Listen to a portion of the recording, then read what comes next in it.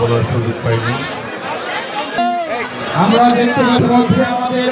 ঢাকা জেলা বিএনপির সংগ্রামী সভাপতি এবং নবাবগঞ্জ উপজেলা থেকে বারবার নির্বাচিত উপজেলা চেয়ারম্যান এবং জননন্দিত জননেতা জনাব খন্দকার আবু আশফাকের কাছে জানতে চাবো যে 24শে আন্দোলনের পরে দেশের যে পট পরিবর্তন হয়েছে, এই পট পরিবর্তনের জন্য আগামীতে আপনি কিভাবে এই দেশকে আপনি দেখতে চান? ধন্যবাদ আপনাকে। আজকে প্রথমে আমি যে শহীদদের রক্তের বিনিময়ে শহীদ আসাদ, শহীদ বরকত সহ যারা আত্মনিয়োগ করেছেন, যাদেরকে খুন করেছেন, যাদের রক্তের বিনিময়ে আজকে আমরা এই ভাষা পেয়েছি, তাদের আত্মার মাগফিরাত কামনা করছি এবং তাদের পরিবারের প্রতি সমবেদনা জানাচ্ছি। এদের আত্মত্যাগের মাধ্যমেই আমরা আজকে বাংলায় কথা বলতে পারি।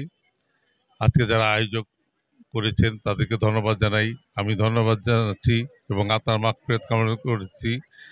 KS আলম পুকরাজ, যিনি এই শহীদ মিনারটি তৈরি করে দিয়েছেন, তিনি আজ আমাদের মাঝে নেই। আল্লাহ যেন ওনাকে বেস্ট নসিব করেন, আল্লাহ যেন সকল শহীদদের বেস্ট নসিব করেন। আমরা ভাষার স্বাধীনতা পেলেও, আমরা মুক্তিযুদ্ধের স্বাধীনতা পেলেও, আমরা দেশ স্বাধীন হলেও আমরা এই বহু বছর 16-17টি বছর আমরা পরাধীন ছিলাম। আমরা এভাবে কখনোই এখানে এসে শহীদ মিনারে এসে কথা বলার সুযোগ পাইনি, এভাবে স্বাধীনভাবে ফুল দেওয়ারও সুযোগ পাইনি। তাই আজকে আমি দেশবাসীর কাছে কৃতজ্ঞতা প্রকাশ করব। আমাদের সকলের সহযোগিতায় আমরা নতুন করে দেশ স্বাধীন করতে পেরেছি।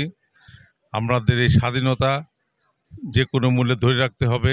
আমার পিছনে সূর্যোদয় হয়েছে, এই সূর্যোদয় যেন, সূর্যের আলো যেন পুরো জাতির উপর ছড়িয়ে পড়ে, পুরো জাতি একত্রিত হয়ে যেন একটা সোনার দেশ, নতুন করে দেশ গড়তে পারে, যেখানে বাক স্বাধীনতা থাকবে, যেখানে ভোটের অধিকার থাকবে, যেখানে গণতন্ত্র থাকবে, যেখানে সাংবাদিক ভাইরা নিজ ইচ্ছামতো এবং সত্য কথা লিখতে পারবে। সেই ধরনের একটি সোনার বাংলাদেশ চাই এবং আপনাদের সকলের সহযোগিতায় এই ধরনের একটি দেশ গড়তে চাই। সকলকে ধন্যবাদ। আমরাও চাই দেশকে এগিয়ে নিতে। এই দেশের যে 24শে আন্দোলনের পরে দেশের যে পট পরিবর্তন হয়েছে এবং এই যে আইনের শাসন এবং গণতন্ত্র উত্তরণের জন্য আজকের যে শপথ নিলেন, আমরা চাই আগামীতে যেন এই দেশ যেন সেই গণতন্ত্র পুনরুদ্ধার হয়, আইনের শাসন প্রতিষ্ঠা হয়। সেই লক্ষ্যেই যেন আজকের এই শহীদদের প্রতি যে শ্রদ্ধা জ্ঞাপন করা হলো, আমরা চাই যেন দেশের মানুষ যেন আবার শান্তিতে, সুখ শান্তিতে নিয়ে আবার বসবাস করতে পারে, আইনের শাসন প্রতিষ্ঠা হতে পারে, গণতন্ত্র পুনরুদ্ধার হতে পারে। এই ছিল নবাবগঞ্জ উপজেলা কেন্দ্রীয় শহীদ মিনার থেকে সর্বশেষ খালিদ হোসেন সুমন, নবাবগঞ্জ, ঢাকা।